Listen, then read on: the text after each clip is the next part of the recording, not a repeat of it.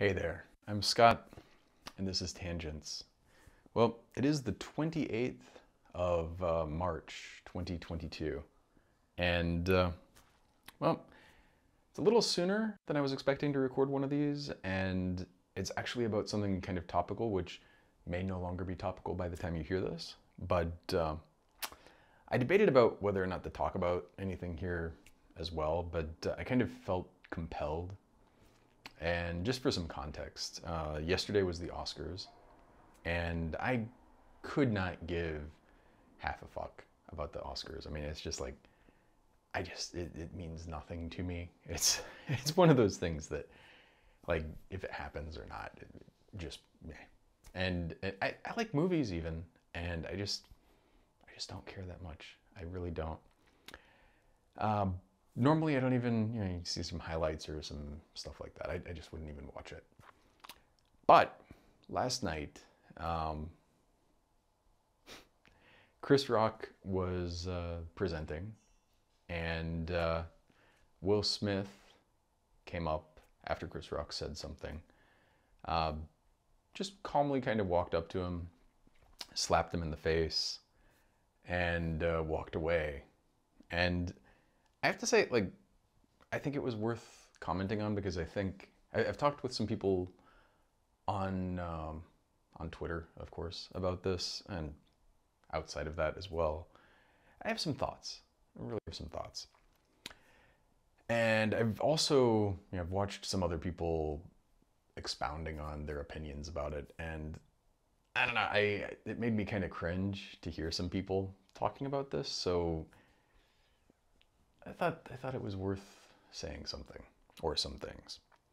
So first of all, the thing that prompted this was a joke, and I say joke with giant air quotes, that was basically talking about Jada Pinkett Smith having very short hair, and was saying something like, she's going to be in G.I. Jane 2, because in G.I. Jane, the first one, Demi Moore had very short hair. So in and of itself, first off, I don't know. The bar for joke is really low. Chris Rock is not a bad comedian. I mean, I've seen his stuff. I've seen him tell good and clever jokes. And this one is just like, okay, you have something about somebody's physical appearance. It's just very, I don't want to say it's even lowbrow. It's just like picking very low fruit.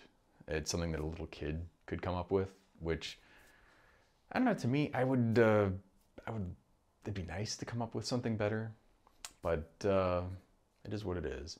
They can't all be, gems.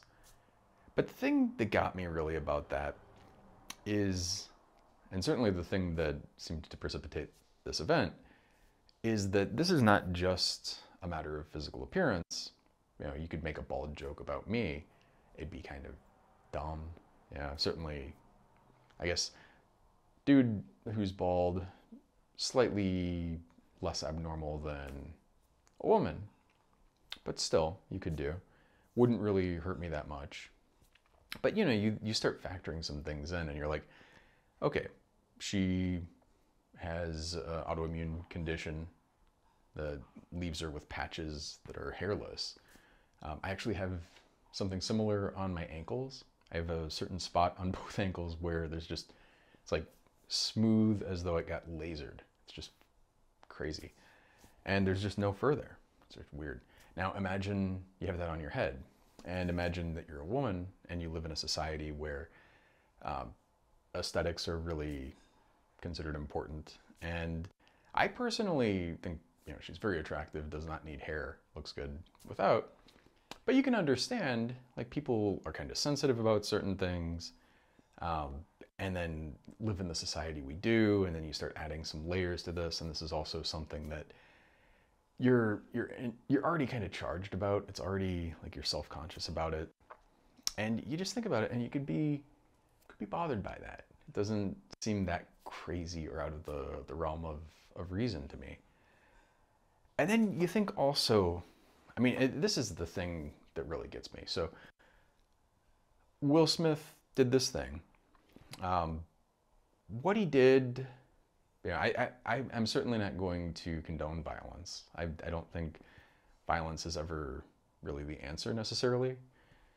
Um, but I will say this, I suspect that Chris Rock will probably not be telling a similar joke again soon. Um, it's hard to argue with results at some point. But also, I just think back, I'm sure I've talked about this before, but when I was in middle school, several times when I was in like grade school and middle school, I had sort of a designated bully. And the designated bully would just pick on me kind of incessantly. And, I couldn't even give you an example of specifically what always a he, but what they were doing. If you hear that, that's Jasper's here today. Jasper. So, sorry about that. The designated bully would just, harass, like just kind of get in your space, always have something kind of shitty to say to you. Some of it was just like physical intimidation. Mark was, in reality, like he's probably shorter than I am now, but at the time, he was towering over me, And you see this guy who's much bigger than you, and he kind of like gets right up in your face, and he's kind of being shitty to you. It's not a good feeling. And it's just constantly like pick kind of things. And then one day, I have no clue what he said. I don't know what it was that he did or said something, which just popped something in me. It was just like slightly, I don't know if I was just in a weird mood or if I just had my fill or what it was. But we were in the beginning of math class and we were standing the chalkboard like a meter back from me, 1.5 meters. He's right in front of me, in my face as he always would be. He said something, and whatever it was, again, made zero impression. Obviously, it was like, it bothered me quite a bit, but I've never remembered what it was. But I do remember I just grabbed him by the hips. And again, he's taller than me, but I picked him up and I didn't like throw him back, but I pushed him back into the chalkboard. Didn't hurt him, but startled the shit out of him. Because you could tell, first off, he's bigger than everybody else in class. I'm sure he was abused at home, to be fair. Even as a kid, I kind of got that sense, and as an adult, I'm sure. Like the other bully who really got to me, Jeremy, I'm certain, like absolutely certain, that he was, pretty seriously abused at home. Mark, I don't know exactly the details, but I expect, right? And physical or psychological abuse, whatever it is, it's one of those things. Like it's a gift that keeps on giving. Somebody's shitty to their kid is shitty to other people, and it sucks for the kid, and you feel bad for them, but also that kid is doing harm. And I mean, middle school for me was decades ago, and I remember that shit. It left an impression. It left a big fucking impression. Now, this event left a positive impression. It was the one time I got called down to the principal's office. I got a suspension for the rest of the day, and so did Mark. They called my mom in, and actually like said, like we have to be fair. We have to give Scott a suspension, but because we're giving Mark a suspension, but we know that Mark was picking on him and all of these other things. He's picking on other people, and this is more like just take him to lunch and have a good day off. It's not like a bad thing. Still kind of in retrospect annoying, but I didn't mind at the time. Getting a day off or half a day off was not bad. In retrospect, also though, you kind of think like it's a little shitty to like. I do understand. I don't know what I would do if I was in the position. Like you're an adult and you're in a position of authority, and you see this, and you don't want to make things. You don't want to make it look like there's no consequence, but at the same time, the kid was in this situation, and you kind of understand. And the thing that happened after that, I don't remember how much longer I was in middle school after that. where that was in that couple of years is kind of lost to me. But Mark never bothered me again. You know, he never fucked with me.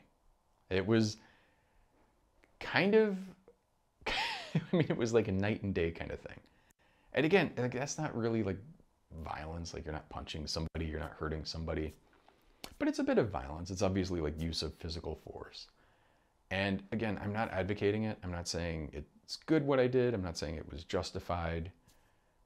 But it's hard to argue with the effect, right? The results were pretty positive. And I felt good about it, honestly. Like, you know, and again, I'm not saying that I think that was something that I would encourage someone to do. And certainly also, you know, like, it worked out that way. It could have very easily been that some kid tries that and it doesn't work out so well for them. So again, would not encourage, if I had a kid, I don't think I would encourage them to do it. Might not even tell them the story, because you don't want to accidentally have them think that that's something to emulate, but it was effective. And I think there's a big problem. Like, there's all this talk of cancel culture now and all of this. I hate using that term even because, for a variety of reasons, but there's all this talk about that. And I do think we're in a position, in a time really, where there's just not much consequence for a lot of stuff. I mean, and a totally separate example would be like Trump. There's essentially, as far as you can tell, no consequence at all for him lying. And or Biden for that matter, just lie their fucking faces off, lie their asses off, and no consequences at all. And I don't think this is a good thing. It's like, you go back to the Scarlet Letter, and obviously there, shame was a real thing, and it was really bad. It was actually like way in excess for bad things. But now we've gotten to the point where you can be a comedian on a mic in front of a crowd, and rather than like even trying to tell jokes, you're just sitting there and like basically pointing out a physical attribute of somebody's that you know that they're sensitive about. And apparently this is not the first time that he's picked on her. Yeah, in fact, there's an article like more than 5 or 6 years ago talking about him doing something like that. Yeah, you know, okay, you've done this, and it's not, to me, I just can't see it as anything other than punching down, which I've always, yeah, I guess Bobby Oliver, I took a little comedy class with her, and one of the things she said was, you know, like, and I think this is a very big truism just in comedy, don't punch down, you know, punch up, like if you're a comedian, attack the people in power, but don't go to somebody who, like, I mean, and somebody, like, obviously, she's an actor, she's well known, but, you know, she's not in a position where she's on the stage, she can't really defend herself, she can't, you know, it's not a situation where there's parity, right? You have a pretty strong power imbalance in this situation. Even if there were two people who were exactly like peers, exactly at the same level, when you're on the stage and you have a mic and somebody else is in the audience and they don't have a mic, you're in a position of pretty asymmetric power over that person. So to me, yeah, and there's obviously a range. Like, there are people who will say that they're bothered by me saying fuck. And I don't give a fuck. I don't really give a shit. That's not a personal attack. It's like, you can not listen to me saying that. It's not like I'm picking on you for something that's outside of your control. I might shit on your religion, but again, you don't have to listen to me. You're not in a situation where you're stuck in the audience. And that's the thing, like, actually, if you were stuck in an audience, and it's one thing to like go to a George Carlin show and George Carlin says something about religion. It's quite another thing to be at an event and then George Carlin shows up and says something about your religion. It's an interesting thing. When I was younger, I don't think I would have thought about that, but although I do think all religion is kind of laughable, but you can understand, like, the difference in that dynamic is real. And it's something that I think, yeah, it's just one of these things. Like, today, again, like, there are so many people who feel just like blanche to do whatever the fuck they want. They feel like I can say, I can do anything, and there's not going to be a consequence. And again, I'm not in any way advocating violence, although I'm also, you know, it's a difficult thing because obviously, like, physically hitting somebody is violence. It's pretty hard to deny that. I do think that the verbal attack is also a form of violence, although obviously not reaching to the same level. You're hurting somebody emotionally versus hurting them physically. But at the same time, also, you know, you watch this, he got smacked, it was loud, but he also was standing, did not get knocked down. He was not knocked unconscious, no damage, just laughing, and continued on his monologue. It's hard to, you know, there's a spectrum, and that is probably, you know, let's just say, in terms of violence, it's a very small measured amount. And again, I'm not saying violence is good. I want to be very clear about that. But I do want to say, like, you know, you get in this situation and you can understand why he might be motivated to get up on stage and do something like that. And you also, you know, and I mean, if you look in the audience, like, he kind of laughed at it. She was upset. And then Will Smith is like, you know, okay, so gets up and is like, don't put my wife's name in your mouth. Keep her name out of your mouth. Which, to me, I mean, it seems like a completely reasonable request. And almost, to some extent, like, just setting boundaries. Now, it'd be nice if you didn't have to get to that level to set the boundary. But I would say it would also be nice if Chris Rock would just not be shitty about it and not just, like, pick on somebody's, like, oh, you have a fucking mole on your face, ha ha ha. You know, it's like, well, that's great. I have no control over that. Maybe you could get surgery or something, but it's not, you know, it's not like making fun of somebody for having crutches, but it's not that far from it. And it's, you know, is it funny? I don't think so. I don't think, you know, I mean, it's a funny thing because somebody said something about Michael Jackson. You know, like, did you laugh at somebody on Twitter? Did you laugh at people making fun of Michael Jackson? And actually, I was thinking back, I don't think I did. But I understand that was a common thing because it's like he had, what is it, impetigo, I think. Basically like patches of skin that are depigmented. I think that's it. I should look it up, but I'm not going to. But whatever it was, patches of skin that are depigmented, so kind of like bleached his skin to make it look uniform, he wore makeup and other things to kind of make his skin look more uniformly white because he had some spots that were just like totally depigmented. People made fun of him for that. And you think back about it and it's like, maybe it's not cool to make fun of people over physical attributes that they have no real control over. You know? I don't know. I mean, like, you could do it and you could laugh at it, but I don't think, I think there should be some kind of standard of decency for, you know, what is on the table. And I was going to draw that line. I would say, you know, making fun of people and saying that it's difficult because obviously, like, you can never say something and be guaranteed that nobody is ever going to be offended by it. But there's a big difference between that and attacking somebody. And it's also, I mean, to me, this is like pretty clearly attacking somebody in a position of, you know, relatively low power compared to yours up on the stage and all of this. And it's also, you know, I don't know, I think this is kind of silly, but I feel like there's a lack of skill or even effort involved that just makes it worse. Because, you know, if it was like a super clever turn of phrase or something where she was kind of in on the joke, I'm not saying that's good, but it mitigates it a little bit. Instead, this is just like, oh, haha, you have really short hair. It's not a clever joke. You know, I mean, this is somebody who has been a professional comedian for the bulk of my adult life. And yeah, I mean, he's better than that, right? You know he's better than that. It's just like, really, dude? I mean, you know, why? And so I look at this, and to me, I can't fault Will Smith for this. And I look at it also, and it's like, you see people making this huge deal, like, oh, it's so, yeah. And a lot of people also calling it anger. This is an interesting thing to me because obviously you can't understand what somebody, like, unless you have some kind of an implant. You can't measure somebody's actual emotional state.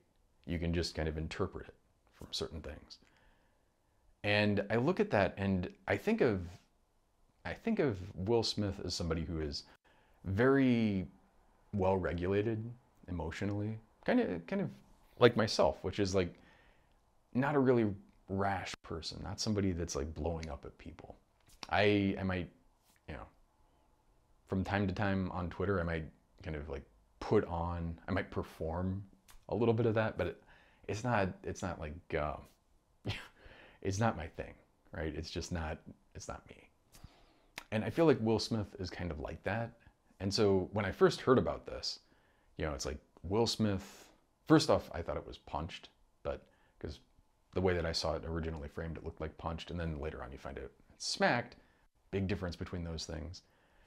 If he punched Chris Rock and it sounded like it sounded, probably would have done some damage. Smack, it hurts, but you'll live. It's not like you're doing that much damage. Did sound pretty loud, to be fair, but I don't see Will Smith being a person who's just like ready to snap and like goes over the edge. So I saw this and I was like, what did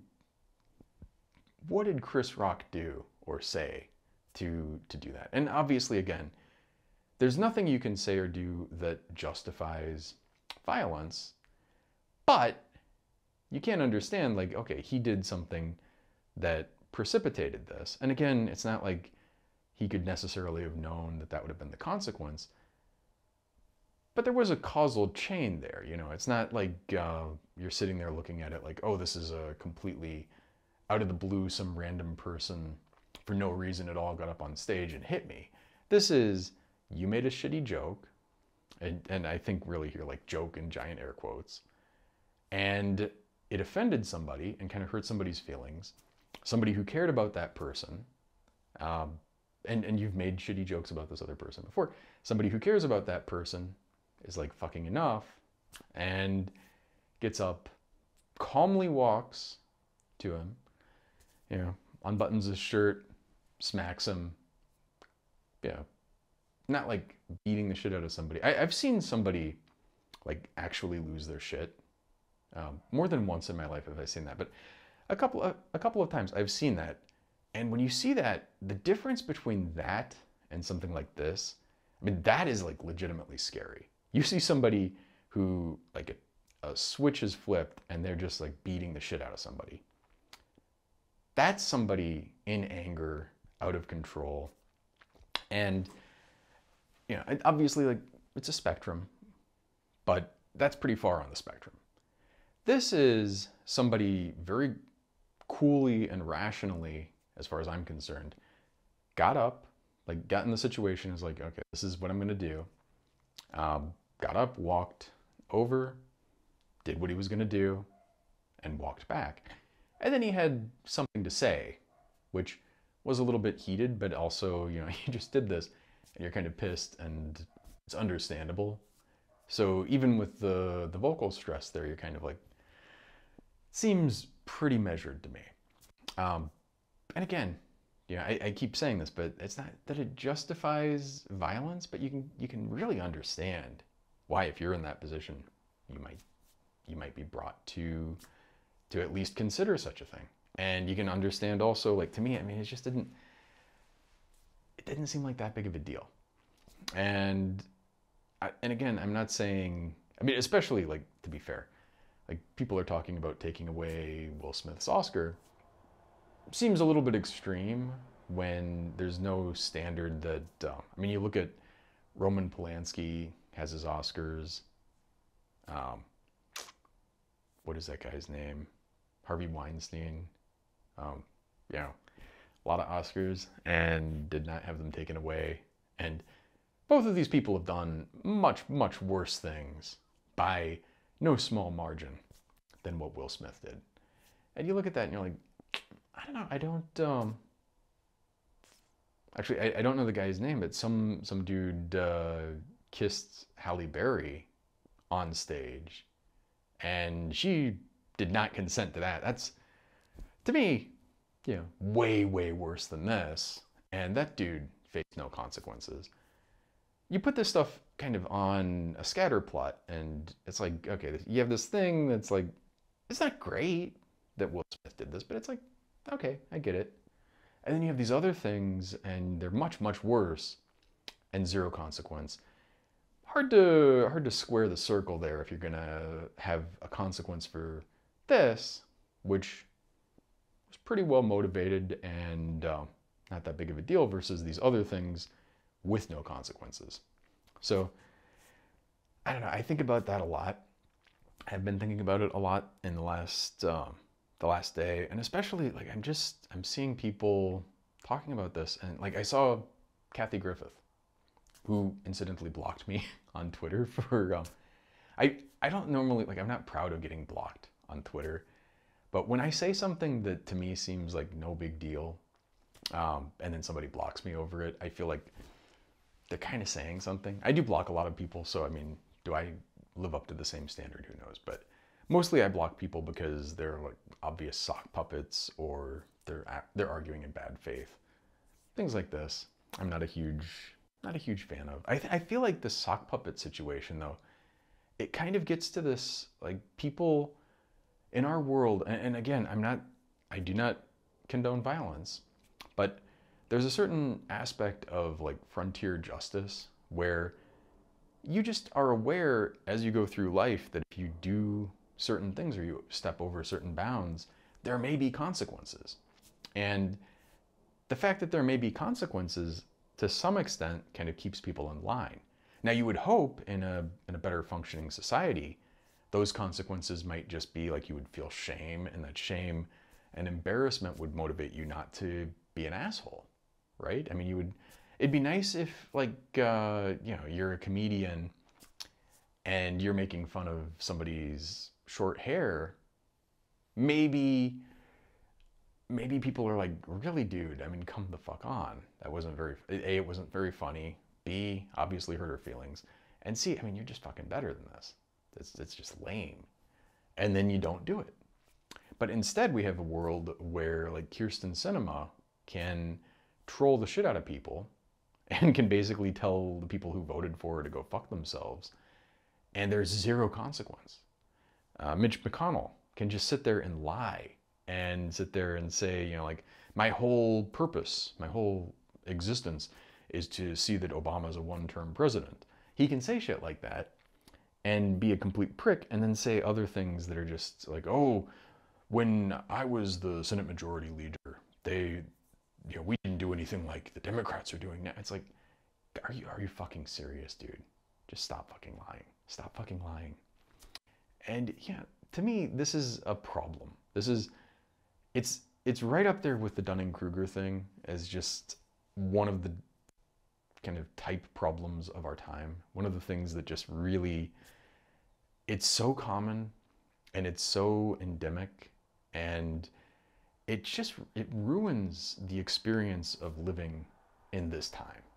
Because you have to deal with people who are arguing in bad faith. You have to deal with people who are just lying, and just like lying, and they're lying, and they know they're lying, but they won't fucking cop to it. And you have to deal with people who are assholes and are just, just picking on people for some physical attribute that's no fault of their own. Like I don't know if you noticed this, if you're watching the video, my left eye is always like it's like a little droopy. It's not like that much, and a lot of people don't even notice it until it's pointed out, but it's just been that way pretty much my whole life. And it's not like I did something to get that. It's not like, but if you're making fun of that, and I'm okay with it, like I understand it's like a little goofy, but if somebody is making fun of that, it might make me feel bad. And certainly if it's like I'm at the Oscars and there are a bunch of people there, there's somebody up on stage and he's like, hey, Scott, look at that fucking, droopy eye. And there's the other thing, like it's so just, it's such an easy pull. It's like, I keep going back to this, but it's at the level of the kind of comedy that you would expect out of somebody in middle school. And not even like fart humor or something that you might, as an adult, like you laugh at it and you feel bad about laughing at it because it's like you don't want to encourage the kid, but it's funny. This is like some little snot-nosed kid is like, oh, just poking fun at somebody for something that is a physical attribute. And in this case also, based on something that I'm sure she's struggled with it for a long time, and I'm sure she doesn't feel great about it. And again, it's like, okay, and on Twitter, I've got people sitting there telling me like, oh, she looks really attractive. And, and it's no worse than just making fun of a dude for being bald. It's like, first off, you're not her, You're not in the position where you can sit there and say, like, this is okay. And I mean, this is the thing. If you're saying something racist, or you're saying something that is attacking somebody's physical appearance, or their pronunciation, or anything about them really, you are not the one who gets to decide whether or not that's offensive to that person.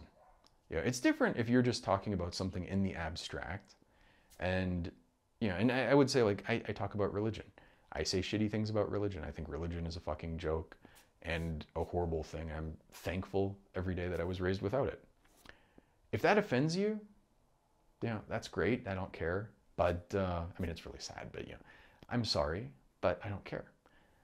The difference there is, like, if I'm attacking you personally versus something, I mean, if you happen to be listening, I mean, think about this. You're listening and you care about this and it bothers you. I don't even know who you are, probably. I'm not like going out of my way to look at you and say, oh, haha, you have these ridiculous beliefs, and then mocking you for them. It's a very, as I see it, it's a pretty big difference. It's similar to, and I always try this, criticizing something that somebody does and making that very clear and distinct from criticizing the person. Like, generally speaking, and I've been, to say that I've been sloppy about it is not accurate. I've intentionally changed my approach here to some extent, but I used to make a very strong effort, and I still do for the most part, under most circumstances, not to say like, you're dumb. I will say what you did was dumb. And whether or not you notice that difference, I think that's, to me, it's all the difference in the world.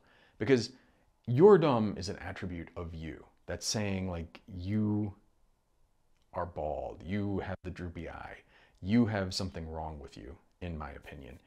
That's what that means. Versus, you're doing something which is not that bright. Very big difference to me. It's, again, like all the difference in the world.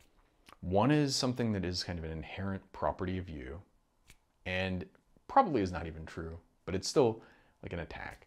And the other is saying like, what you're doing is not that bright. You should probably not be doing it because I don't think you're that dumb. And that is, the complexity here is that I have over recent years just faced so many people arguing in bad faith that I've switched from, avoiding saying something like that about a person to saying, like, what I normally will say now is, I don't think you're dumb. I am going to apply the principle of charity and assume the best possible interpretation of what you're saying. And there are really a couple options here. What you're saying is so dumb that if you honestly believe it, you would have to be so fucking stupid that you probably couldn't maintain spontaneous respiration. Like, you just don't have the brain power to breathe on your own. I don't think that's the case, so I think you're just arguing in bad faith. I think you're lying. And I don't know if you see the difference there, but that's kind of where I'm at with a lot of people. That's somewhat of an attack but it's also framed in a way where it's sort of saying, I don't think you're that dumb. I think you're pretending to be dumb, or you want me to accept that you are this dumb, and I'm not going to insult you by accepting that. Contrast that with, especially when it's like this low-hanging fruit and not clever, yeah. I mean, I know I don't know why I keep coming to this, but it's like the Ashton Kutcher sort of, what was that show called, Pranked? I never watched it, but I would see clips of it. And the whole idea of this is that you're fooling people, in air quotes, in the same way that, Chris Rock was joking. You're fooling people by presenting them with a situation where any reasonable person would just, if you're reasonable, and especially when it's no reason to doubt, why would you not believe them? Why would you not take what they're saying at face value? And they're fooling people, but there's no effort to it. There's no skill. It's just like literally, if somebody asks you what time it is, you look at your watch and you say it's noon, even though it's like 6:30. There's no, a reasonable person would probably, unless they had clues that that was wrong, just accept what you said. And then you go like, it's actually 6:30. It's like, you're so dumb. No, actually, I mean, that's not, if you want to pull a prank, like a real prank, to me, this is one reason I can't stand April Fool's Day, which is coming up. Pulling something like getting somebody, and especially like, there are people who I've seen this happen on April Fool's Day. They'll convince people of something that is patently absurd, but you do it in a sort of like boiling the frog method, and they do it skillfully enough that somebody, they're not really like overtly lying to them or trusting their, manipulating their trust. They're just sort of convincing, like lulling them into a situation and ratcheting things up in a way that they believe something that is absurd, and that if they thought about it in the beginning and was presented to them in that way, they never would have. There's some skill involved there. I still don't like that kind of prank, but at least there's some skill. There's something more than just lying to somebody and going like, ha ha, you believed me when I gave you no reason not to. There's some level of, I don't like either one, but at least I respect that one a little bit. Picking on something where you're not, like G.I. Jane is an old pull, but he's not a young guy, so it's not like making a reference to something that was 20 years before your time. It's something that you remember from when you were younger.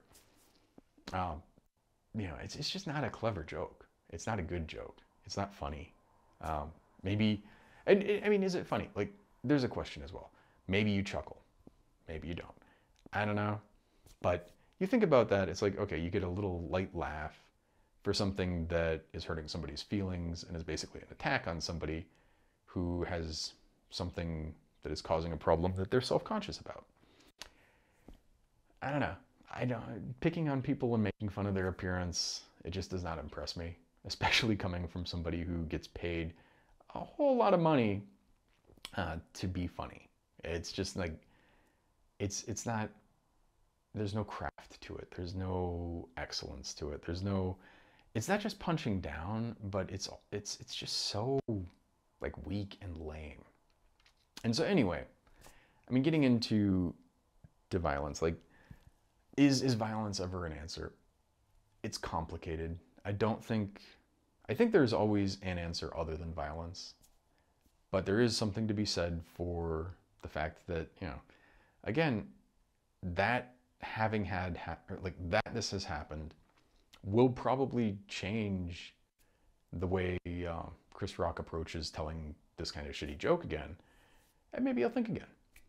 So the Kathy Griffith thing was like, now every comedian's going to go into a thing and they're going to be nervous about saying something and then having somebody from the audience come up and punch them. Now, is this true? I don't know. It's a slippery slope. It's a very facile argument. It's, which is not to say, like, the slippery slope is a legitimate thing as well, or it can be, but it's also, in order to go from something like this, where it was a very light situation that was not that big of a deal and was pretty well supported, to now random comedians are going to go, they're just going to get smacked left and right. It's a pretty leap. It's a pretty big leap. I don't accept it really. But also, I mean, this is just my thinking here, but maybe you should think a little bit about what you're saying. Like, maybe don't tell that joke that is picking on somebody or hurting somebody's feelings. Maybe don't be an asshole. I mean, it's just, I feel like I said this last time, but I mean, you don't have to be an asshole. There are other things that you could joke about. There are other things that are not going to hurt people's feelings.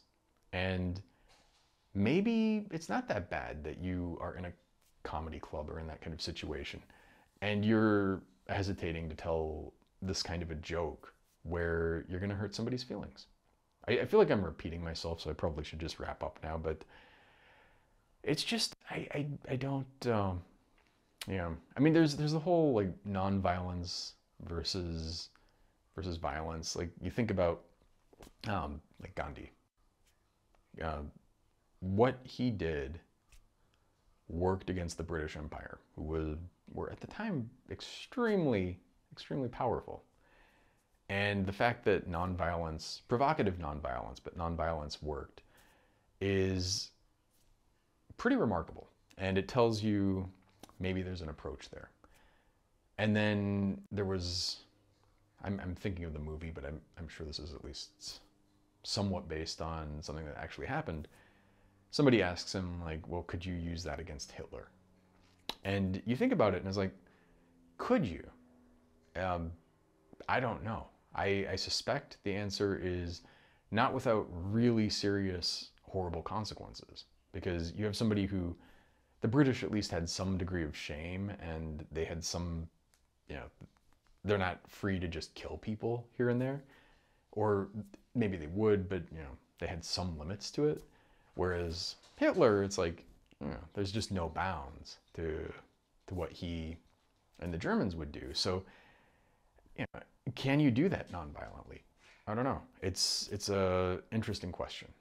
I'm not going to explore it too much beyond that, but it makes you think, like, is there a situation where violence is necessary? I think a lot about the situation that we're in now politically, and it's like, is violence an answer to this situation? Again, I don't think so, but I do think there's something to be said for, like, if you have a situation where, like, there are all of these nonviolent protests and massive amounts of people are going out into the street and protesting cops killing people, and nothing happens. Nothing. In fact, the cops get more money out of the situation. They get more money under the guise of training, and then also just, like, more money and resources poured into them. And they get to lie and claim that, crime is going up and all this stuff that's bullshit. The stuff that cops have said, it's like, oh, we've been defunded and now crime is going up. They actually got more money. You look at what they said, and then the crime, maybe it's gone up, but by a negligible amount.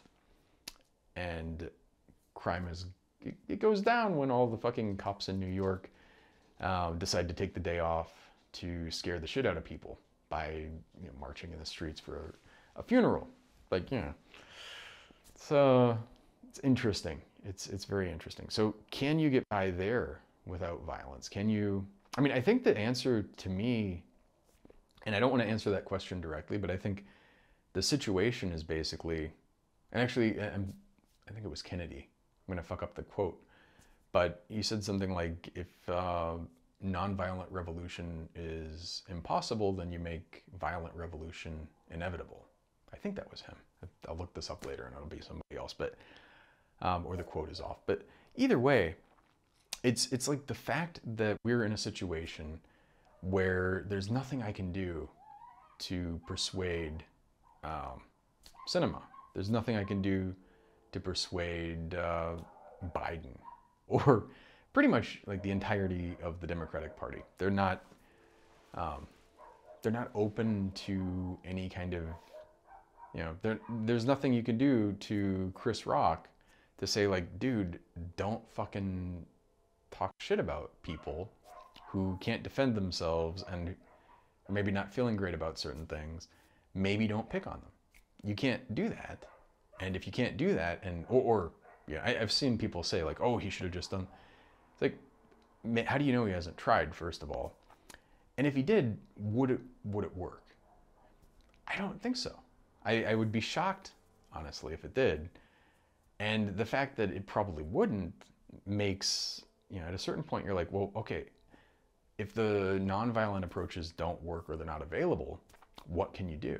At a certain point, it doesn't make the violence okay, but at a certain point, you kind of understand it, right? At a certain point, you could see why people might be driven to respond violently because they're not given another channel.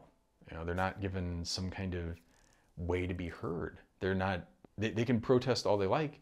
It's not going to change anything. And you're like, well, shit, what the fuck do we do now?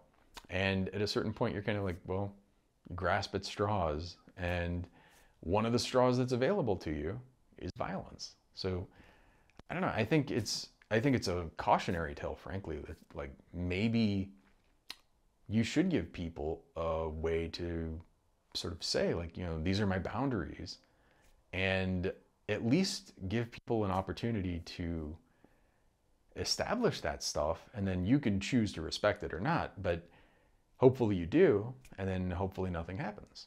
Whereas if you don't do that, you have no release valve, and then things just kind of build up, and eventually it's like, I don't know. I think it's, I just kind of think about the situation, and it's like, yeah, okay, well, if you have a situation which is intolerable and people don't have a better approach, or they don't have a good path in front of them, or like maybe they can try something but it probably won't work and it'll take forever, and maybe they have tried it for years and it's still like an ongoing situation. If you look at me picking up Mark and pushing him against the blackboard, you look at that situation and you don't have any context, and it's like, oh, Scott just went, like he lost his shit and he just, for nothing did this. And if you look at the context though, and it's like constantly getting picked on by this dude over the course of months or years, and it's just incessant, and one day, I don't know, they push you a little too far, and you have the cumulative effect, and maybe, who knows, maybe something is different that day, maybe not. Whatever it is, it's not that surprising in context when somebody does something. And similarly, I didn't find it at all surprising. And I think it kind of goes into the bullshit detector situation, which is like, when you see the situation, one possible explanation is like Will Smith just lost his shit and he's like, super emotional and all this stuff. Is that consistent with what we know about him? I don't fucking think so. He seems, like I said, very well regulated. He seems, even in the moment there, he seems pretty calm. And so,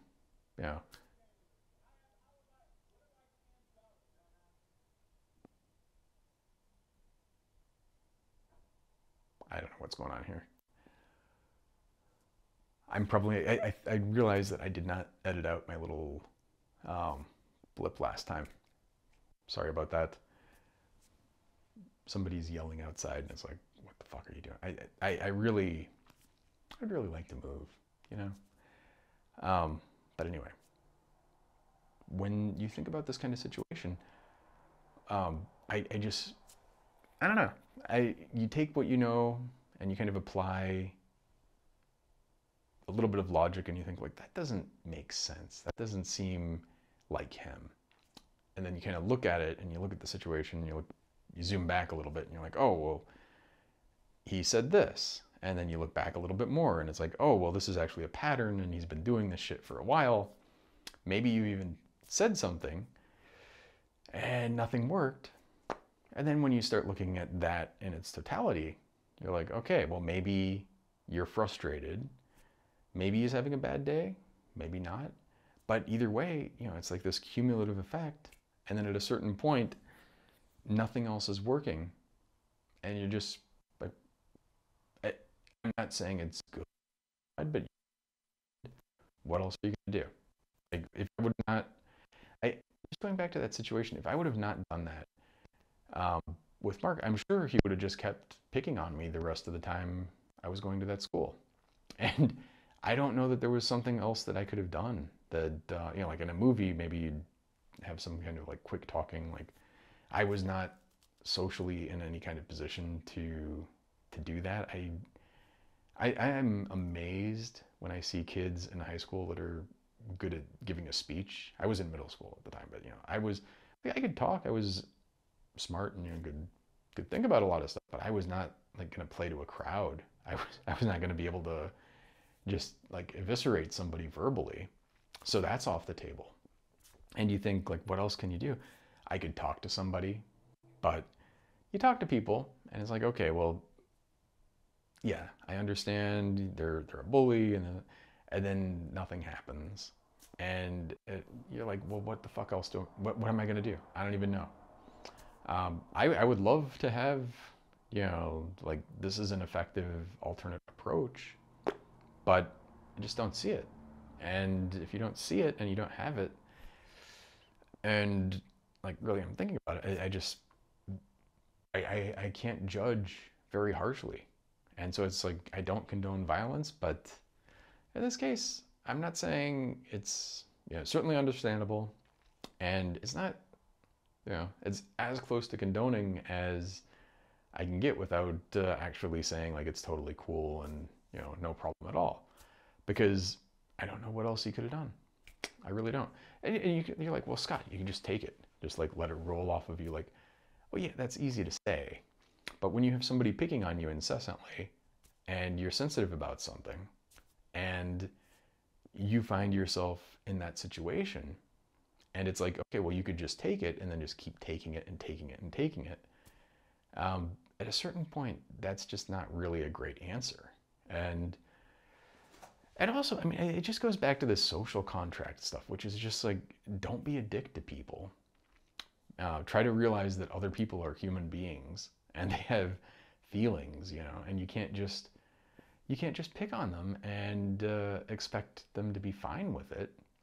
And if you're going to do that, like, maybe a lot of people will just let it slide, and maybe even the people who wouldn't let it slide in one instance would let it slide the rest of the time. But don't be too fucking surprised when one time somebody's like, fuck this is enough. I've had enough. I want this to stop. I'm going to do the one thing that I can see in my situation to do to try to get it to stop. And yeah, I don't judge very harshly at all for that. And I think I do kind of judge the people who are being like hyper negative about this. Like, just kind of makes me cringe to see people acting like this was just this horrible violation and, like totally beyond the pale and all this shit. It's just like, it is not. It's not really that far out there. And I don't know. It's something I would hope that people would think about this more and also try to understand, like,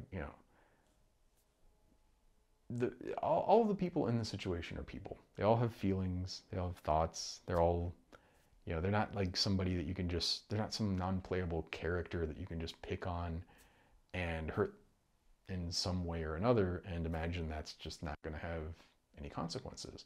And so you're like, well, Scott, but slapping him in the face hurt. And yeah, it's like, it hurt, but it more was just like, yeah. And again, I have to say, like, in terms of like approaches to, just gonna say, like, if you're a kid and you do something incessantly that's wrong, there are much better approaches to doing stuff than any kind of physical violence. Physical violence it, especially in the case of kids for like air quotes discipline, it's well established that what that will do is immediately decrease whatever the behavior is, and then it increases antisocial behaviors down the road. It's not an approach that you should ever take or plan on taking. And certainly in a case like that, it's different. But I don't mind, I mean, it's kind of a weird way, a weird thing. I am not saying it's good. I'm not saying it's acceptable. But I don't mind people knowing that, if you're going to be a horrible person to somebody and you're going to just like, and okay, like this is a one time, like, oh, it's just this little, it's like, yeah, in context though, it's not just that one little off thing. And you just you keep sprinkling these one little like, oh, this is no big deal, this is no big deal. And you're throwing them out there. You're going to hit somebody at some point and that's going to be a big deal to them. And I don't mind that somebody goes like, take a second to pause and think like, maybe I shouldn't be a dick to somebody. Maybe I shouldn't say something horrible to somebody. Maybe I shouldn't pick on people for something that is just something that they're self-conscious about and feel bad about. Just a thought. It's just a thought. Be better. That's all I'm saying. With that, thank you as always. I hope that wasn't too circular or rambly, but kind of bothered by it. I really am. Thanks. 再见。